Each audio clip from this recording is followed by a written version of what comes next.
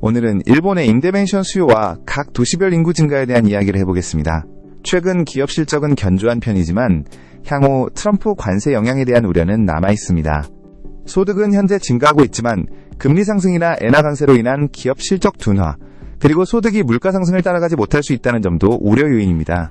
전반적으로 부동산 시장 상황은 양호한 것으로 평가됩니다. 트럼프 관세의 영향은 주로 제조업, 특히 수출 산업에 나타날 것으로 예상됩니다. 부동산 산업의 경우 국내 임차 수요가 중심이므로 직접적인 영향은 크지 않을 것으로 보입니다.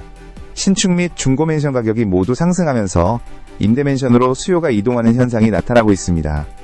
이에 따라 임대료도 상승하고 있습니다. 임대 맨션 투자의 경우 물건 가격 자체가 오른 데다 금리 상승 경향도 있어 어려움이 있다는 시각도 있습니다. 실제로 자금 조달 환경은 금리 상승으로 다소 어려워진 측면이 있지만 소득 또한 상승하고 있으며 특히 임대 맨션의 주요 수요층인 젊은 세대의 소득이 크게 늘고 있어 수요는 견조한 편입니다. 따라서 일부 리스크는 존재하지만 임대 맨션 투자는 비교적 견조한 상황이 이어질 것으로 전망됩니다. 도시별 그리고 입지별로 임대 맨션 시장 상황은 크게 다를 수 있습니다. 먼저 도쿄 맨션의 가동률과 임대료 동향을 살펴보겠습니다. 도쿄 도심 3구와 도쿄 23구의 맨션 가동률은 코로나19 이후 점진적으로 상승하여 현재 약 98% 수준으로 거의 공실이 없는 상태입니다. 이에 따라 임대료 역시 지속적으로 상승하고 있습니다. 신축 및 중고 맨션 가격 급등으로 임대 맨션으로 수요가 몰리고 그 결과 임대료도 오르고 있는 것입니다. 다음은 대도시의 인구 이동 추이를 나타내는 그래프입니다. 이 그래프는 각 도시의 전입 초과율을 보여주는데 이는 해당 도시로 들어온 인구에서 빠져나간 인구를 뺀 순유입 인구가 전체 인구에서 차지하는 비율을 의미합니다. 즉, 인구 유출입에 따라 인구가 몇 % 늘었거나 줄었는지를 보여주는 지표입니다. 코로나19 팬데믹 기간 중에는 재택근무 확산으로 대도시 외곽으로 인구가 이동하는 경향이 있었으나 현재는 다시 코로나19 이전 상황으로 돌아오고 있습니다. 특히 도쿄와 오사카의 경우 코로나19 이전 수준으로 전입 초과율이 회복되었습니다. 이러한 현상의 주요 원인으로는 인바운드 관광객 증가가 꼽힙니다. 외국인 관광객을 맞는 상업시설이나 호텔 등에서 젊은 층의 고용이 늘면서 인구 유입이 증가한 것으로 분석됩니다. 반면 나고야는 오사카나 후쿠오카에 비해 상대적으로 전입 초과율이 낮은데 이는 인바운드 관광객 증가 효과가 제한적이었던 점, 그리고 도쿄와 비교적 가까워 재택근무나 온라인 회의 등으로 대체 가능해지면서 단신 부임자 등이 감소했을 가능성이 제기됩니다. 도시 인구 증가 추세는 앞으로도 계속될까요? 다음은 도시별 인구 예측 그래프입니다. 일본 정부 산하 국립사회보장야신 구문제연구소의 예측 자료로 점선은 2013년 시점의 10년 전 전망치이고 실선은 2023년 시점의 최신 정부 전망치입니다. 왼쪽 그래프에서 회색 선은 전국 인구, 파란색 선은 도쿄 23구 인구를 나타냅니다. 전국적으로는 인구 감소가 시작되었고 10년 전 예측과 현재의 예측 간에 큰 차이가 없습니다. 하지만 도쿄 23구의 경우 10년 전에는 인구 감소가 예상되었으나 최근 예측에서는 인구가 지속적으로 증가하는 것으로 대폭 상향 조정되었습니다. 이러한 예측 변화의 주된 이유는 두 가지입니다. 첫째, 예상보다 도쿄를 비롯한 대도시로의 인구 집중이 빠르게 진행되고 있다는 점. 둘째, 10년 전 예상보다 외국인 인구 증가가 두드러진다는 점입니다. 이러한 경향은 오른쪽 그래프에 나타난 오사카시, 나고야시, 후쿠오카시에서도 유사하게 나타나며 이들 도시 역시 대도시 집중 및 외국인 증가로 인해 인구 예측이 상향 조정되었습니다. 특히 노란색 선으로 표시된 후쿠오카의 경우 도쿄와 비슷한 수준으로 앞으로도 인구가 계속 증가할 것으로 전망됩니다. 앞서 외국인 인구 증가가 언급되었는데 실제로 최근 몇 년간 일본 내 외국인 인구가 그렇게 많이 늘었을까요? 다음은 도쿄 23구의 인구 증감률을 나타낸 막대 그래프입니다. 이 그래프는 인구 증감을 일본인 요인과 외국인 요인으로 나누어 보여줍니다. 주황색 부분이 외국인 기여분인데 코로나19 이전부터 외국인 인구 증가가 도쿄 전체 인구 증가에 기여하는 경향이 있었습니다. 특히 2023년과 2024년 자료를 보면 일본인 인구는 거의 늘지 않은 반면 외국인 유입은 더욱 가속화되어 현재 도쿄 23구의 인구 증가는 대부분 외국인에 의한 것으로 나타나고 있습니다. 젊은 층을 중심으로 일본인 인구도 도쿄로 유입되고 있지만 고령층 사망 등으로 인해 전체 일본인 인구는 크게 늘기 어려운 구조입니다. 따라서 많은 사람들이 도쿄의 일본인 인구도 크게 늘고 있다고 생각할 수 있지만 실제로는 외국인 증가가 전체 인구 증가를 견인하고 있는 상황입니다. 증가하는 외국인 중에는 유학 후 일본 기업에 취업하여 일반적인 일본인 직장인과 유사한 형태로 근무하는 경우가 많습니다. 이들의 연봉 수준도 일본인과 큰 차이가 없어 외국인 증가는 임대 맨션 수요에 긍정적인 영향을 미치는 것으로 보입니다. 다시 도시별 이야기로 돌아와서 이번에는 도시별 임대 수요의 특징을 세대 구성 그래프를 통해 살펴보겠습니다. 그래프에서 녹색 계열은 패밀리 세대 및 부부만으로 구성된 세대, 파란색과 빨간색 계열은 각각 남성 및 여성 단신 세대의 비율을 나타냅니다. 전국 평균과 비교했을 때 대도시에는 파란색과 빨간색으로 표시된 단신 세대 비중이 높은 경향이 있습니다. 도시별로 특징을 살펴보면 나고야는 녹색으로 표시된 패밀리 세대 비중이 높은 반면 그 아래 후쿠오카는 반대로 단신 세대 비중이 높은 경향이 있습니다. 특히 가장 아래쪽 후쿠오카시의 경우 빨간색으로 표시된 젊은 단신 여성의 비중이 높게 나타납니다. 구체적으로 후쿠오카는 20대 이하 단신 여성이 약 12%, 30에서 40대 단신 여성이 약 13%로 40대까지의 단신 여성 세대가 전체의 약 4분의 1을 차지하여 매우 높은 편입니다. 최근 젊은 여성의 소득이 특히 남성에 비해 상승하고 있어 후쿠오카처럼 젊은 여성 거주 비율이 높은 도시는 임대 맨션의 임대료 상승 잠재력이 높다고 볼 수 있습니다. 실제로 후쿠오카에서는 임대 맨션 수요와 임대료가 모두 상승하고 있습니다. 최근 개인 자산가들을 대상으로 한 세미나에서도 이러한 데이터를 바탕으로 설명했을 때 당일 바로 오사카나 후쿠오카의 맨션 구입 의사를 밝히는 참석자들도 있었다고 합니다. 참고로 이 세미나는 도쿄와 오사카에서 개최되었는데 참석자들의 특성이 다소 달랐다고 합니다. 오사카에서는 기존에 토지를 소유한 고령의 남성 지주들이 많았던 반면 도쿄에서는 다양한 연령과 성별의 참석자들이 있었고 여성 참석자나 30에서 40대의 젊은 벤처기업 대표 등으로 추정되는 이들도 많았다고 합니다. 소득 증가 추세를 성별, 연령별로 보면 젊은 층의 소득이 크게 증가했으며 특히 여성과 고령층의 소득 증가가 두드러집니다. 다음은 역으로부터의 거리와 거주하는 세대 유형을 분석한 자료입니다. 이 그래프는 역과의 거리에 따라 어떤 연령대 혹은 일본인과 외국인 중 어느 쪽의 인구가 더 많이 증가했는지를 보여줍니다. 가장 왼쪽의 총인구 변화를 보면 가장 진한 색으로 표시된 역에서 500m 이내, 즉 역세권 거주자가 증가하는 반면 역에서 먼 지역의 인구는 거의 늘지 않고 있습니다. 앞서 증가하고 있다고 언급된 외국인 직장인들은 어떤 지역을 선호할까요? 그래프 중간에 외국인 남성, 여성 부분을 보면 일본인보다 특히 역세권 거주 선호도가 더욱 높은 것을 알 수 있습니다. 지역별로 보아도 비교적 도쿄역에서 가까운 지역이면서 동시에 역세권에 거주하는 외국인이 증가하는 추세입니다. 아마도 스트레스가 많은 장거리 통근을 피하려는 경향이 강한 것으로 보입니다. 이 그래프에서 또 다른 특징은 가장 오른쪽에 주황색으로 표시된 부분, 즉 6세 미만 자녀가 있는 세대, 이른바 육아 패밀리 세대의 동향입니다. 이들 역시 역세권 선호 현상이 뚜렷하게 나타나고 있습니다. 역세권이라고 하면 단신 세대가 많고 원룸 맨션이 많다는 인식이 있지만 최근 맞벌이 부부가 늘면서 부부 모두 도심으로 출퇴근하는 경우가 많습니다.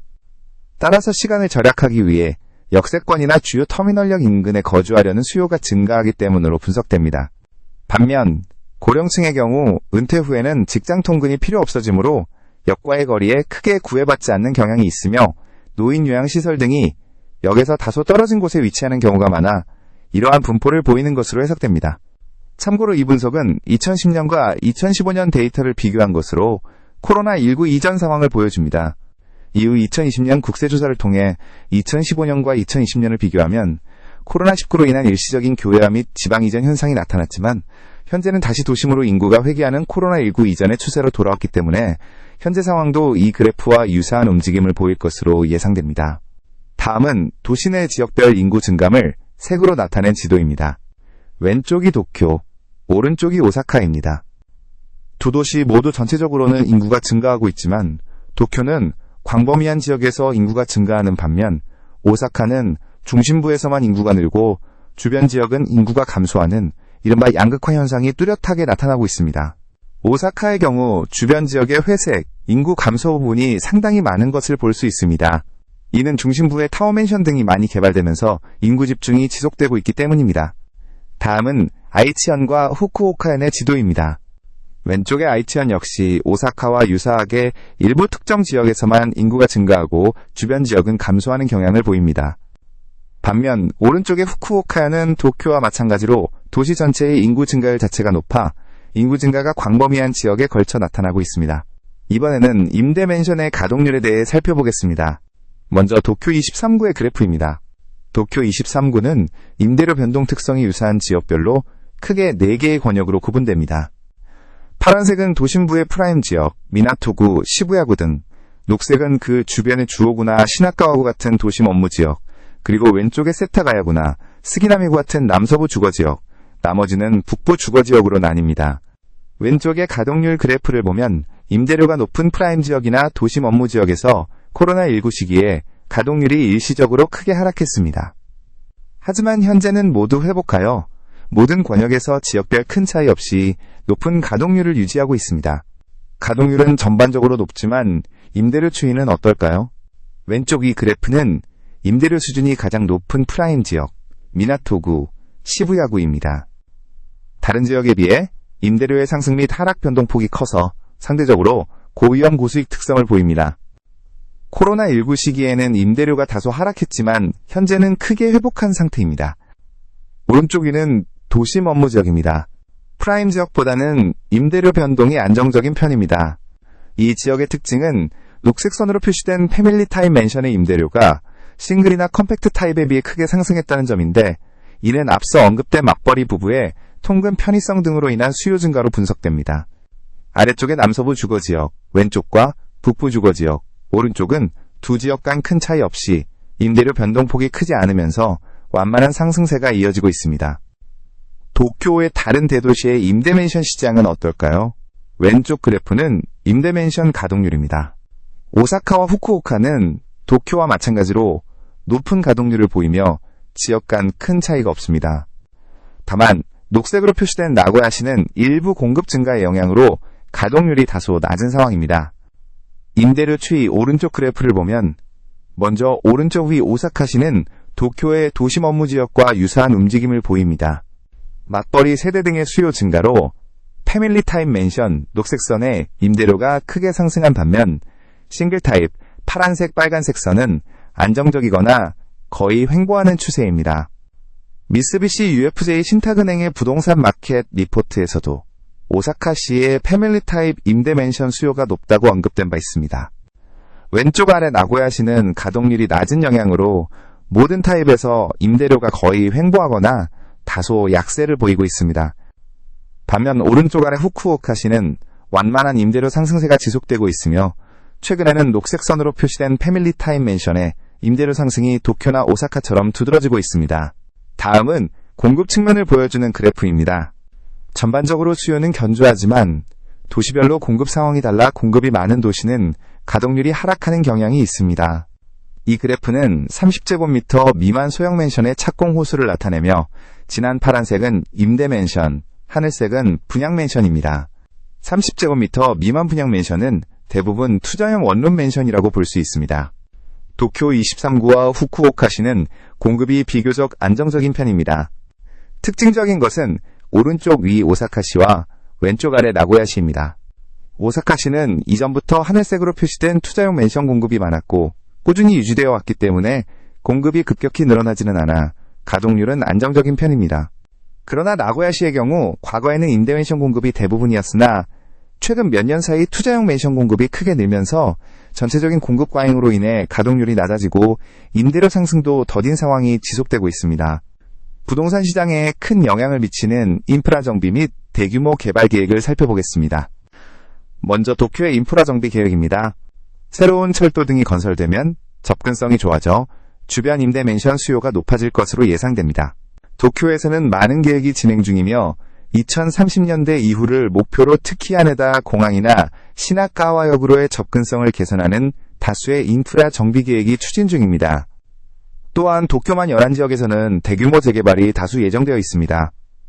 시나카와 지역에서는 대규모 오피스 빌딩이 도쿄역 주변에서도 많은 빌딩이 건설 중입니다. 이러한 시설들이 완공되면 많은 직장인들이 해당 지역으로 통근하게 되어 도쿄역이나 시나카와역으로의 접근성이 좋은 터미널역 및 그 주변 노선의 맨션 수요가 증가할 것으로 예상됩니다. 최근 1년 사이에도 많은 오피스 빌딩이 건설되었고 이러한 대규모 개발에서도 오피스가 상당 부분을 차지하는데 과연 이렇게 많은 오피스 수요가 있을지에 대한 의문이 있을 수 있습니다. 현재까지는 오피스 수요는 견조한 편입니다.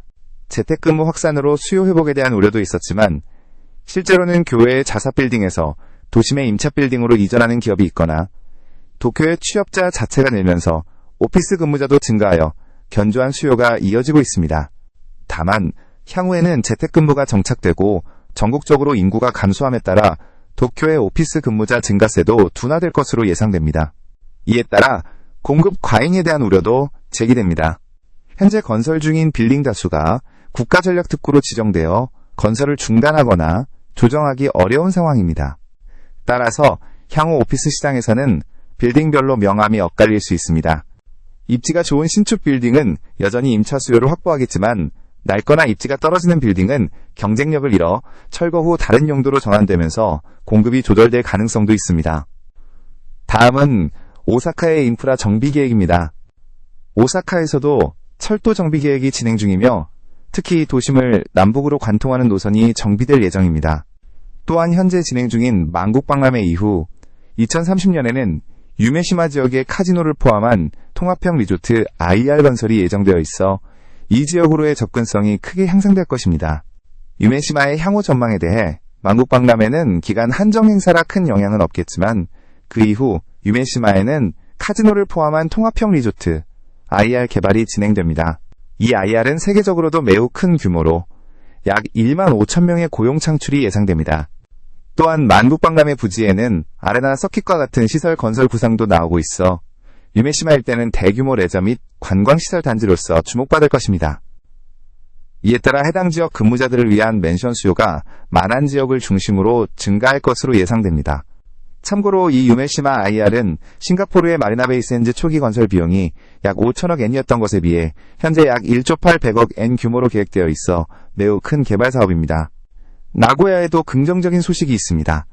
향후 많은 재개발이 예정되어 있는데 과거 중심지였던 사카의 지역을 중심으로 노후 백화점 등의 재개발이 다수 예정되어 있습니다. 이전에는 나고야역 주변의 대규모 상업시설 개발로 도심의 중심이 사카에에서 나고야역으로 옮겨가는 추세였으나 향후 사카의 지역 재개발이 활발해지면 다시 지역 전체의 활력이 높아질 것으로 예상됩니다. 리니어 신칸센 개통은 아직 시기가 확정되지 않았지만 개통되면 리니어 신역 주변으로 대규모 개발이 예정되어 있고 교통 편의성 증대로 경제적 파급 효과도 기대됩니다. 다만 도쿄와의 시간적 거리가 크게 단축되면서 관광객들이 숙박 없이 당일치기로 다녀가거나 도쿄에서 나고야로 당일 출퇴근하는 사례가 늘어날 가능성도 있어 긍정적, 부정적 효과가 모두 있을 수 있습니다. 시나카와에서 40분 거리라면 충분히 통근이 가능해 보입니다. 물론 리니어 중앙 신칸센 요금이 변수겠지만 재택근무가 정착된 상황에서 주일에서의 회 출근이라면 도쿄에서의 통근도 현실적인 선택지가 될 수 있습니다. 마지막으로 후쿠오카의 재개발 계획입니다. 현재도 텐진 빅뱅 및 하카타 커넥티드로 불리는 대규모 개발 사업이 활발히 진행 중입니다. 과거 후쿠오카는 도심과 가까운 공항으로 인해 건물 높이 제한이 엄격했지만 최근 이러한 규제가 완화되는 방향으로 추진되고 있습니다. 이에 따라 도심부의 대규모 오피스 빌딩이 많이 개발되면 그곳에서 일하는 직장인들이 늘어나고 이들이 통근하기 편리한 중심부 인근이나 주요 노선 주변의 주거 수요가 더욱 높아질 것으로 예상됩니다. 지금까지 각 도시의 시장 동향을 살펴보았는데 각각 특징이 있어 흥미롭습니다. 부동산 투자는 주식 투자에 비해 일반적으로 변동성이 적어 리스크가 낮다고 인식되기도 합니다. 하지만 임대맨션 투자의 경우 임대료 변동 가능성이 항상 존재하며 향후 금리 상승이 예상됨에 따라 부채 관련 비용이 증가할 수 있습니다. 또한 건물이 노후화되거나 투자한 맨션의 입지가 좋지 않을 경우 새로 공급되는 경쟁력 있는 맨션의 수요를 빼앗겨 임대 수입이 감소할 위험도 있습니다. 물론 모든 부동산 투자에는 리스크가 따르므로 투자는 신중한 자체 판단 하에 이루어져야 합니다. 감사합니다.